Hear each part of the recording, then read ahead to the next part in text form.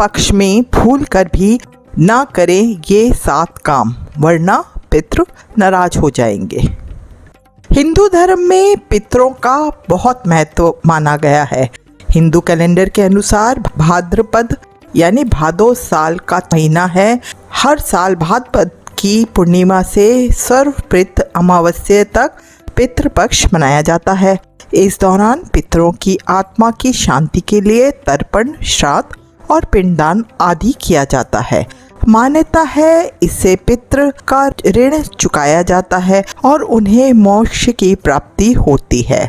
15 दिन चलने वाले पितृपक्ष के अंतिम दिन सर्व पितृ अमावस्या का सभी अमावस्या में सबसे ज़्यादा महत्व होता है। पितृपक्ष की अवधि लगभग 15 दिन की होती है, जिसमें लोग अपने पूर्वजों को भोजन व अर्पण आदि कर उन्हें श्रद्धांजलि देते हैं। ऐसा माना जाता है कि इस समय पितृलोक से धरती पर आते हैं। यह पितरों की कृपा और आशीर्वाद प्राप्ति के लिए सबसे उत्तम समय माना गया है।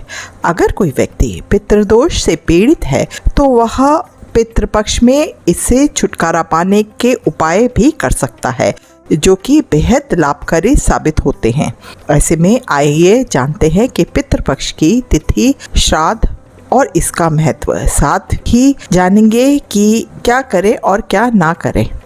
जानते हैं पितृपक्ष कब से शुरू हो रहा है। हिंदू कैलेंडर के अनुसार पितृपक्ष भाद्रपद पूर्णिमा से होकर अश्विन माह की अमावस्या तिथि तक चलते हैं।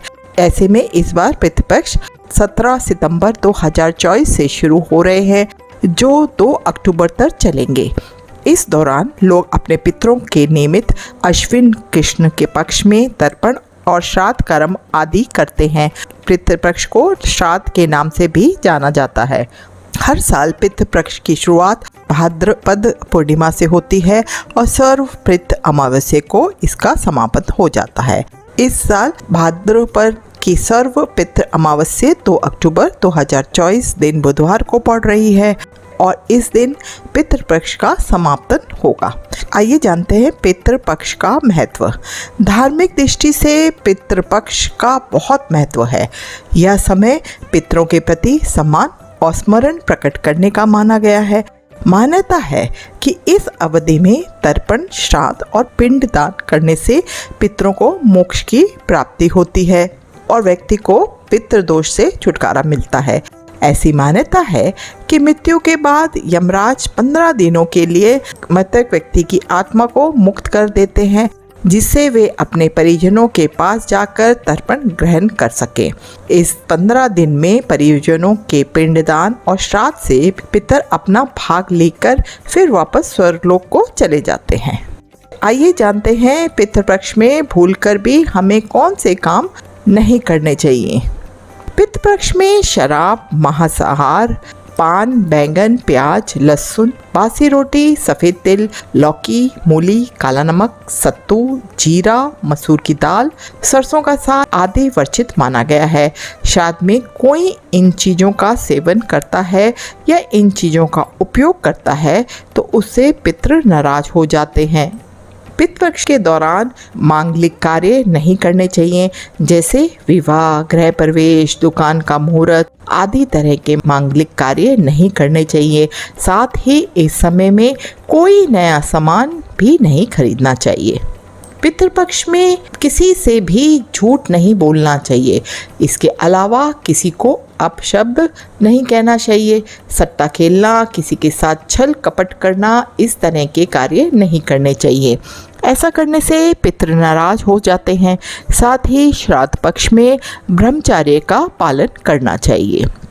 पितृपक्ष में आपके दरवाजे पर यदि कोई भी जानवर, साधु आदि आता है तो उसका अपमान ना करें। इन लोगों का अपमान करने से आपके पितृ आपसे नाराज हो सकते हैं। साथ ही घर की चौखट पर यदि कोई गाय, कुत्ता, भिखारी आता है तो उसका अपमान भी ना करें। श्राद्ध करने वाले को बाल, नाखून और दाढ़ी नहीं कटवानी चाहिए। श्राद्ध के दौरान तर्पण के लिए काले तिल का प्रयोग किया जाता है। इस दौरान भूल कर भी सफ़ेद तिल का इस्तेमाल ना करें। श्राद्ध करने के लिए लोहे के बर्तन का इस्तेमाल नहीं करना चाहिए और ना ही स्टील के बर्तन का प्रयोग करना चाहिए। इस दौरान आप पीतल के बर्तन में भोजन कर सकते हैं और तांबे के बर्तन में पानी पीना चाहिए। श्राद्ध के लिए आप जो भोजन बना रहे हैं उसको ना तो चखना चाहिए और ना ही पहले खुद खाना चाहिए। चलिए जानते हैं पितृ पक्ष में क्या करना चाहिए। पितृ पक्ष के दिनों में पितरों के लिए जो भी भोजन रखें वह भोजन बाद में गाय, कौवा, कुत्ता आदि को खिला दें। हिंदू धर्म में मान्यता है कि इनके माध्यम से यह भोजन पितरों तक पहुंच जाता है।